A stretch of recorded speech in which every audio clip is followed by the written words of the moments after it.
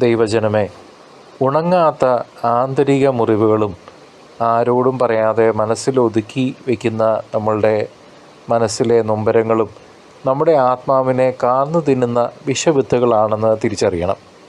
ഈ ആന്തരിക മുറിവുകൾ നമ്മുടെ ആത്മീയ യാത്രയെ തടസ്സപ്പെടുത്തുകയും ദൈവത്തിൻ്റെ സമാധാനം അനുഭവിക്കുന്നതിൽ നിന്ന് നമ്മെ അകറ്റുകയും ചെയ്യുന്നു.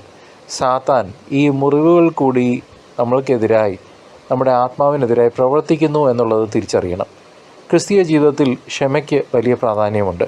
കർത്താവിൻ്റെ പ്രാർത്ഥനയിൽ നാം ഏറ്റുപറയുന്നു, ഞങ്ങളുടെ കടക്കാരോട് ഞങ്ങൾ ക്ഷമിക്കുന്നത് പോലെ ഞങ്ങളുടെ കടങ്ങൾ ഞങ്ങളോടും ക്ഷമിക്കണമേ എന്ന്. ഈ വാക്കുകൾ ഒരു വ്യവസ്ഥയും കൂടിയാണ്, അല്ലാതെ ഒരു അഭ്യർത്ഥന മാത്രമല്ല. ക്ഷമിക്കാൻ നാം തയ്യാറായില്ലെങ്കിൽ ദൈവത്തിൻ്റെ ക്ഷമയും കൃപയും നമുക്ക് അന്യമാകും. നമ്മുടെ ഹൃദയത്തിൽ പരിഭവങ്ങളോ വിദ്വേഷമോ സൂക്ഷിക്കുന്നത് ദൈവരാജ്യത്തിന് വിരുദ്ധമായ ഒരു അവസ്ഥയാണ്. ഈ പാപബോധം നമ്മെ തളർത്തുകയും യഥാർത്ഥ സന്തോഷം കണ്ടെത്താൻ അനുവദിക്കാതിരിക്കുകയും ചെയ്യും എന്ന് തിരിച്ചറിയുക.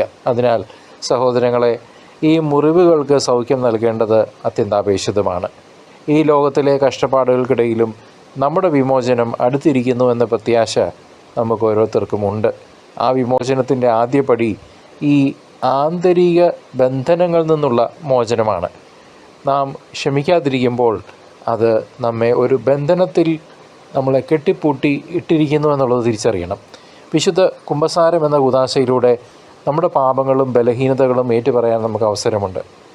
പ്രത്യേകിച്ച് കത്തോലിക്കാ സഭയിൽ ഈ കൂദാശ നമ്മുടെ മുറിവുകൾക്ക് സൗഖ്യം നൽകുകയും കർത്താവിൻ്റെ കരുണ നമ്മിലേക്ക് ഒഴുകി ഇറങ്ങാൻ കാരണമാവുകയും ചെയ്യും.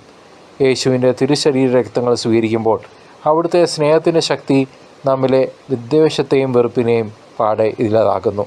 മറ്റുള്ളവരോട് ക്ഷമിക്കാൻ മനഃപൂർവ്വം നാം ശ്രമിക്കണം എന്നതാണ് ഈ സൗഖ്യത്തിനുള്ള പ്രധാന താക്കോൽ. അത് ബുദ്ധിമുട്ടാണെങ്കിൽ പോലും ദൈവകൃപയാൽ അത് സാധ്യമാകും. അതിനാൽ സഹോദരങ്ങളെ, ഭാരങ്ങളാൽ കുനിഞ്ഞ ശിരസ്സുകൾ ഉയർത്തി ഈ ലോകത്തിലെ അശുദ്ധിയിൽ നിന്ന്, ബന്ധനങ്ങളിൽ നിന്ന് അകന്ന് വിമോചകനായ ക്രിസ്തുവിനായി നമുക്ക് ഒരുങ്ങിയിരിക്കാം.